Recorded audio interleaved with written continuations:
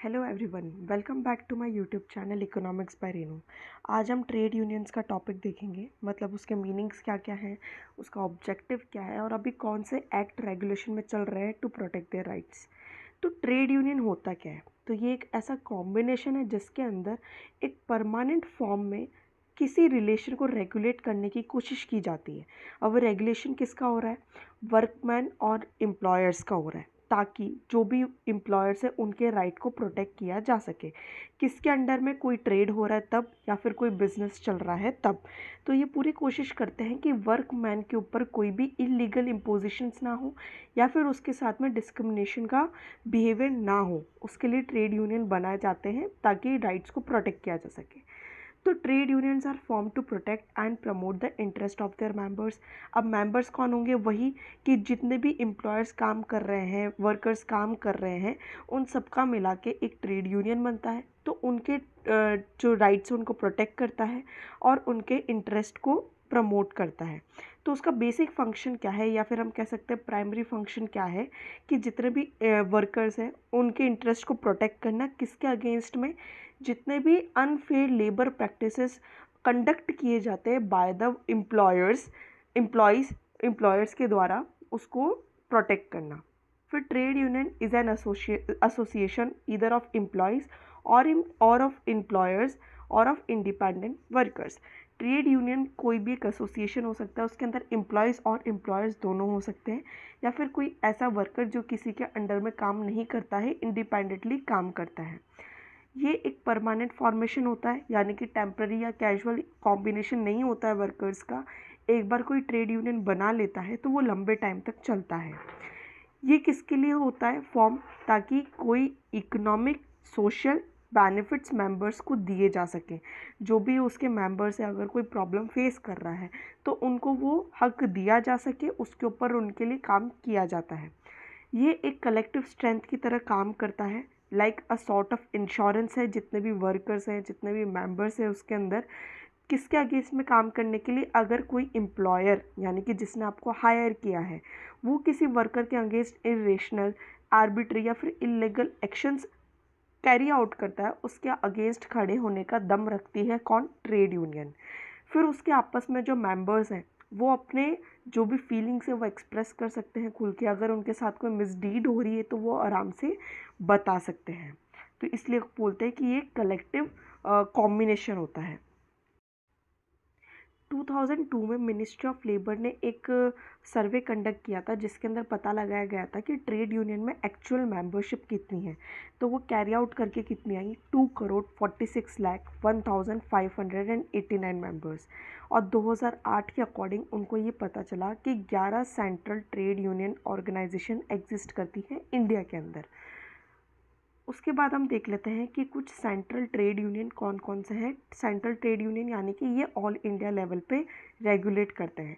सबसे फर्स्ट आपने इसके हर जगह बैनर्स देखे होंगे AITUC का, जिसके ऊपर जो लेबर के टूल्स है वो भी बने होते हैं। वो है all India trade union Congress. Second आती है हमारी भारतीय मजदूर संघ, जिसको हम BMS कहेंगे। थर्ड है centre of Indian trade unions. Fourth Hind Mazdoor Kisan Panchayat, Hind Mazdoor Sabha, Indian federation of free trade unions, Indian national trade union congress, national front of Indian trade unions, national labour organisation, trade unions coordination centre, united trade union congress, और last में आता है हमारा united trade union congress Lenin Sarani. तो ये कुछ 12 ऐसे trade unions हैं जो सेंट्रल लेवल पर रेगुलेट हो रहे हैं इंडिया के अंदर। अब इस ट्रेड यूनियंस के ऑब्जेक्टिव्स क्या हैं, यानी कि इसको क्यों बनाया गया, किस बेसिस के लिए इसको बनाया गया। तो सबसे पहले ये एड्रेस करता है इश्यूज़ को, किसके? वेजेस और सैलरीज़ के। बहुत सी बार वर्कर्स को ओवर टाइम काम कराया जाता है लेकिन उनको उतने वेजेस नहीं पे किए जाते। या फिर सेकेंड एग्जांपल ये है कि जितना उनको उनका वेजेस बनता है उतना उनको पे नहीं दिया जा रहा है, लोअर वेजेस पे किए जा रहे हैं। तो उसके लिए काम करते, उसके बाद में प्रॉपर वर्किंग कंडीशन प्रोवाइड हो रही है या नहीं हो रही है उसका भी ध्यान रखेंगे, और अगर नहीं हो रही होगी तो उसके खिलाफ आवाज़ उठाई जाती है। थर्ड, वो सारे जितने भी ट्रेड यूनियन के मेंबर्स हैं उसके बीच में डिसिप्लिन का काम करता है, यानी कि कोई भी वायलेंस का काम नहीं करेगा, नॉन वायलेंस के रहते वो अपने हक मांगते हैं। उसके बाद पर्सनल पॉलिसीज़ बनाई गई है कि आपको किस तरीके से खुद को कैरी आउट करके रखना है, कि अगर आपके साथ कुछ गलत डीड हो रही है तो आपको किस पॉलिसी के अनुसार क्या हक मांगने चाहिए। उसके बाद ही वो आपस में जो वर्कर्स हैं उनके वेलफेयर की बात करती है। वेलफेयर इन द सेंस या तो सोशल वेलफेयर होगा या तो इकोनॉमिक वेलफेयर होगा। फिर आता है नेक्स्ट पॉइंट कि एम्प्लॉय और एम्प्लॉयर के रिलेशन को मेंटेन करने की कोशिश करती है। जब तक ट्रेड यूनियंस नहीं थे तब तक जो एम्प्लॉयर है वो एम्प्लॉयज़ को कह सकते हैं हम डिस्क्रिमिनेटरी फीलिंग देता था इलीगल तरीके से। तो अब जब से ट्रेड यूनियन बने हैं तो एम्प्लॉयर और एम्प्लॉयर के रिलेशन को ठीक करने की कोशिश की जा रही है। फिर आता है हमारा नेगोशिएटिंग मशीनरी। ये काम करता है नेगोशिएट करने का बिटवीन द एम्प्लॉयर और एम्प्लॉय, कि अगर किसी एक ने डिमांड रखी है और अगर दूसरा नहीं मान रहा तो उसके बीच में नेगोशिएट करने का काम करता है ट्रेड यूनियन। उसके बाद में safeguarding organisational health and interest of the industry. वो जो भी इंडस्ट्री है उसके बारे में भी ध्यान रखेगा कि उसके राइट्स कहीं एक्सप्लॉइट ना हो जाए ट्रेड यूनियंस के चक्कर में। उसके बाद आता है कि फंक्शंस क्या क्या हैं। सबसे फर्स्ट आता है हमारा मिलिटेंट फंक्शन। मिलिटेंट से ही मतलब क्या आ गया कि कोई एक्टिविस्ट होगा या तो कोई रिवॉल्यूशनरी होगा। इसके अंदर 3 मेन बेसिक जो हमें क्राइटेरियाज लेके चलने होते हैं वो है कि वो हायर वेजेस पे किए जाए, उनको वर्किंग कंडीशंस अच्छी दी जाए। दूसरी बात कि स्टेटस ऑफ द वर्कर्स को अच्छी तरीके से रखा जाए और उसको रेस किया जाए। थर्ड क्या रहेगा, to protect labours from victimisation and injustice. अगर कोई एम्प्लॉयर किसी भी लेबर के अगेंस्ट या एम्प्लॉय के अगेंस्ट कुछ भी इनजस्टिस बिहेवियर देता है, विक्टिमाइज करता है उसको, तो उसके अकॉर्डिंग भी उनको प्रोटेक्ट किया जाएगा। सेकेंड फंक्शन आता है हमारा फ्रेटर्नल फंक्शन। फ्रेटर्नल का मतलब होता है ब्रदरहुड। तो इस फंक्शन का मतलब क्या होगा, भाईचारा बना के रखना। जब भाईचारा की बात आ गई वहाँ आ जाते हैं हमारे वेलफेयर मेजर्स, यानी कि जितने भी वर्कर्स हैं उनके वेलफेयर मेजर्स को हमको अच्छा करना है, इम्प्रूव करना है। दूसरा क्या आ जाएगी कि वर्कर्स के अंदर हमको सेल्फ कॉन्फिडेंस बिल्ड करना है। फिर वर्कर्स के अंदर हमको सिंसेरिटी लानी है, डिसिप्लिन लानी है, उनको सारे प्रमोशन और ग्रोथ की अपॉर्चुनिटीज़ के बारे में बताना है। और सबसे मेन कि जो भी वुमेन वर्कर्स हैं उनके अगेंस्ट जो डिस्क्रिमिनेशन हो रहा है उनको रोकना है। अब हम देख लेते हैं कि इम्पोर्टेंस ऑफ ट्रेड यूनियंस क्या है। इम्पोर्टेंस ऑफ ट्रेड यूनियंस क्या होता है कि सबसे पहला तो कि ये जितने भी इकोनॉमिक डेवलपमेंट है उसके अंदर एक स्पीड लाता है, एक्सेलरेटेड पेस लाने की कोशिश करता है। कैसे, by helping in the recruitment and selection of workers. जितने भी वर्कर्स होते हैं उनको जो अगर इलिटरेट है तो उनको नहीं पता रहता कि मार्केट की कंडीशंस क्या है, कहाँ पे जॉब अवेलेबिलिटी है। तो अगर वो बंदा ट्रेड यूनियन से जुड़ा होगा तो उसको पता लग पाएगी कि कहाँ पे जॉब ओपनिंग्स हैं और वहाँ पे वो अप्लाई करके रिक्रूट हो सकता है। उसके बाद में ये डिसिप्लिन का काम करते हैं। जितने भी इंडस्ट्रियल डिस्प्यूट्स होते हैं किसके अंदर, वर्कर्स और एम्प्लॉयर के बीच में, उसके अंदर सेटलमेंट लाता है। फिर सोशल एडजस्टमेंट की कोशिश करता है। Workers have to adjust themself to the new working condition, new rules and policies. Workers coming from different backgrounds may become disorganized, unsatisfied and frustrated. Unions help them in such adjustment. अगर कोई worker है, अगर वो किसी और climatic condition में काम कर रहा था अभी तक, तो उसको एकदम से दूसरी क्लाइमेटिक कंडीशन अगर दे दी जाए तो उसको काम करने में थोड़ी सी दिक्कत आएगी। तो इसके लिए उनको प्रॉपर सिखाया जाता है, उनको समझाया जाता है कि एडजस्टमेंट कैसे किया जाए ताकि उनको काम करने में दिक्कत ना आए। फिर कुछ सोशल रिस्पॉन्सिबिलिटीज़ भी होती है ट्रेड यूनियंस की। वो क्या होगी, प्रमोट करना या फिर मेंटेन करना नेशनल इंटीग्रेशन को। नेशनल इंटीग्रेशन कैसे होगी, अगर लड़ाई कम होगी एम्प्लॉयर और एम्प्लॉयज़ के बीच में तो एक पीस बना रहेगा। पीस बना रहेगा तो वो ऑटोमेटिकली नेशनल इंटीग्रेशन का काम करेगा। फिर एक कॉरपोरेट सेंस लाना है किसके अंदर, किसका लाना है, सोशल रिस्पॉन्सिबिलिटी का वर्कर्स के अंदर। उसके बाद में हमको फिर इंडस्ट्रियल पीस अचीव करनी है। अब रीजंस क्या होते हैं ट्रेड यूनियंस ज्वाइन करने के। सबसे पहला तो रहता है कि greater bargaining power. Bargaining power in the sense कि वही जो अगर कोई डिस्प्यूट क्रिएट होता है तो उसके बीच में फिर ट्रेड यूनियन आता है समझौता करवाने के लिए। फिर सेकंड, ताकि डिस्क्रिमिनेशन कम हो सके, सेंस ऑफ सिक्योरिटी प्रोवाइड हो, सेंस ऑफ पार्टिसिपेशन मिले। पार्टिसिपेशन कैसे, नए नए जॉब्स का पता लगता है। उसके बाद सेंस ऑफ बिलोंगिंगनेस कि हाँ हमारा कोई है जो हमारे लिए सुनेगा या हमारे लिए खड़ा रहेगा। उसके बाद प्लेटफॉर्म फॉर सेल्फ एक्सप्रेशन, कैसे कि अगर कोई वर्कर है वो कहीं पे इल ट्रीटमेंट फेस कर रहा है, वो वहाँ पे नहीं बोल पा रहा, तो वो ट्रेड यूनियन में अपने मेंबर्स को बोल सकता है। फिर वो रिलेशनशिप बेटर करने के लिए भी एक काम करता है। अब कॉज क्या होते हैं इंडस्ट्रियल डिस्प्यूट्स के, यानी कि क्यों अराइज होती है इंडस्ट्रियल डिस्प्यूट्स। सबसे पहले आता है हमारा इकोनॉमिक कॉज, जिसके अंदर क्या रहेगा, या तो वो वेजेस के लिए लड़ रहे होंगे या बोनस के लिए, अलावेंस के लिए, वर्किंग कंडीशन, वर्क आवर्स, छुट्टियों के लिए कि हमें ज़्यादा छुट्टी दो, और उनको छुट्टी मिलती है अगर कुछ तो वो विदाउट पेमेंट देते हैं। फिर आता है हमारा नॉन इकोनॉमिक कॉजेज़, जिसके अंदर आ जाएंगे हमारे सोशल कॉजेज़। उसके अंदर क्या होता है कि वर्कर्स के साथ इल ट्रीटमेंट हो रहा है, स्टाफ मेंबर्स के साथ विक्टिमाइजेशन हो रहा है, स्ट्राइक्स हो रही है, पॉलिटिकल फैक्टर्स आ जाते हैं, इनडिसिप्लिन आ जाती है। तो इन सब के चक्कर में भी जो है कि ट्रेड यूनियन आते हैं बीच में, ताकि इन सारे डिस्प्यूट्स को हटाया जा सके।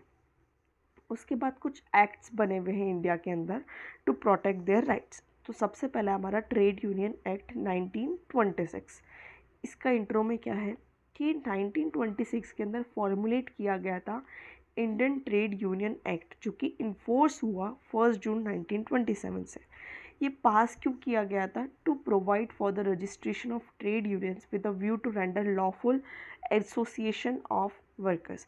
यानी कि अगर जो ट्रेड यूनियन रजिस्टर्ड है इस एक्ट के अंदर, तो वो लॉफुल तरीके से अपने वर्कर्स का एसोसिएशन, उनका रेगुलेशन कर सकता है। उस राइट्स के अकॉर्डिंग इनको कुछ प्रिविलेजेस दिए जाएंगे, या फिर अगर उनको प्रोटेक्शन चाहिए तो वो भी प्रोवाइड की जाएगी। अब ऑब्जेक्टिव क्या है इस एक्ट का? सबसे पहला तो गवर्निंग कंडीशंस, जो भी ट्रेड यूनियन के अंदर रजिस्टर्ड है उनको राइट्स दिए जाएंगे। Second, obligations imposed upon a registered trade union, कुछ ऑब्लिगेशंस भी इम्पोज की जाएगी उन ट्रेड यूनियंस के ऊपर कि आपको वायलेंस नहीं करना है, या फिर अगर आपके साथ कोई इल ट्रीटमेंट होता है तो पहले आप यहाँ बताएंगे। उसके बाद rights and liabilities of registered trade unions, फिर उनको कुछ बताया जाता है कि आपके क्या हक है और आपको क्या क्या चीज़ें करने से बचना है, या फिर आपकी लाइबिलिटीज़ क्या क्या हो सकती हैं। स्कोप क्या है इस एक्ट का? ये सारे ट्रेड यूनियंस के लिए है जो कि रजिस्टर्ड हो रहे हैं, ये पैन इंडिया के लिए है, यहाँ तक कि इसके अंदर जम्मू एंड कश्मीर को भी इंक्लूड किया गया था। The act applies to all the kind of unions of workers and association of employers. The act aims at regularizing the labor management relation. इसका मेन स्कोप क्या था कि जो भी लेबर और मैनेजमेंट है, मैनेजमेंट बोले तो एम्प्लॉयर का साइड या फिर इंडस्ट्री का साइड, इन दोनों के जो रिलेशन है उनको मेंटेन करना। नेक्स्ट एक्ट आता है हमारे पास इंडस्ट्रियल डिस्प्यूट सेटलमेंट एक्ट 1947। यानी कि जस्ट इंडिपेंडेंस के बाद में एक एक्ट बनाया गया जिसके अंदर कि इंडस्ट्री के अंदर जो भी डिस्प्यूट्स अराइज हो रहे हैं किसके बीच में, एम्प्लॉयर और एम्प्लॉय के बीच में, उसको रेक्टिफाई किया जा सके। तो ये एक प्रोविज़न प्रोवाइड करता है ताकि इन्वेस्टिगेट किया जाए कि कहाँ कहाँ पे दिक्कत आ रही है, और इंडस्ट्री की जो पीस और हारमोनी है उसके पूरे मैकेनिज्म को वापस गेन किया जा सके। किसके थ्रू? कंसाइलेशन के थ्रू, आर्बिट्रेशन के थ्रू, एब्जुडिकेशन के थ्रू, इन सब के थ्रू जो भी एम्प्लॉयर और एम्प्लॉय के बीच में दिक्कतें आ रही हैं उसको मेंटेन किया जा सके। इसका मेन ऑब्जेक्टिव क्या था? Maintenance of peaceful work culture in the industry in India. India के अंदर, यानी कि पैन इंडिया के अंदर ये बात कर रहा है कि जितने भी इंडस्ट्रीज़ है उसके अंदर एक पीसफुल कंडीशन को मेंटेन किया जा सके। उसके अलावा ये प्रोविज़न प्रोवाइड करता है for payment of compensation to the workman on account of closure और ले ऑफ और रिट्रिचमेंट। अगर इंडस्ट्री के साइड से कोई प्रॉब्लम है, यानी कि अगर इंडस्ट्री बंद हो रही है या फिर ले ऑफ करा जा रहा है, रिट्रिचमेंट करा जा रहा है, तो उससे पहले जितने भी वर्कमैन हैं, जो भी एम्प्लॉयज़ काम कर रहे हैं, उनको अपना पेमेंट दिया जाए।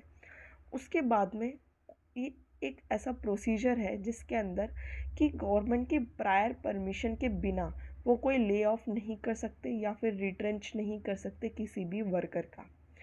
थर्ड आता है the action to be taken against unfair labour practices on the part of an employer, a trade union और वर्कर्स। अगर कोई भी अनफेयर प्रैक्टिसेस हो रही है किसी के अगेंस्ट में, उसके अंदर भी इसको कवर किया जाएगा। इस डिस्प्यूट एक्ट के अंदर टोटल 40 सेक्शंस हैं। ये लागू ही क्यों किया गया था? ताकि इंडस्ट्रियल डिस्प्यूट्स को देखा जाए। फिर ये अप्रूव कब हुआ? मार्च 11 1947 में, और ये इन्फोर्स हो गया था अप्रैल 1 1947 से। अब हम देखते हैं कि इंडस्ट्रियल डिस्प्यूट के कॉजेज़ क्या हैं। सबसे पहला तो डिस्पैरिटी इन वेजेस, यानी कि जितने वेजेस की बात की गई थी उतना वेजेस उनको नहीं मिल रहा, लो मिल रहा है। फिर डिस्प्यूट्स हो रहा है लेबर यूनियन के अंदर और इंडस्ट्री के अंदर, इन दोनों के बीच में भी डिस्प्यूट्स हो रहे हैं, कोई किसी की सुनना नहीं चाह रहा। और फिर राइट्स ऑफ द लेबर को डिसरिगार्ड किया जा रहा है या फिर अच्छी तरीके से फुलफ़िल नहीं किया जा रहा है, तो भी डिस्प्यूट्स अराइज हो रहे हैं। तो ये पूरा था कि ट्रेड यूनियंस क्या होते हैं, इंडिया में कितने ट्रेड यूनियंस चल रहे हैं और ट्रेड एक्ट क्या क्या है। आई होप आपको समझ आया हो, नहीं आया तो आप कमेंट सेक्शन में बता सकते हैं। Thank you.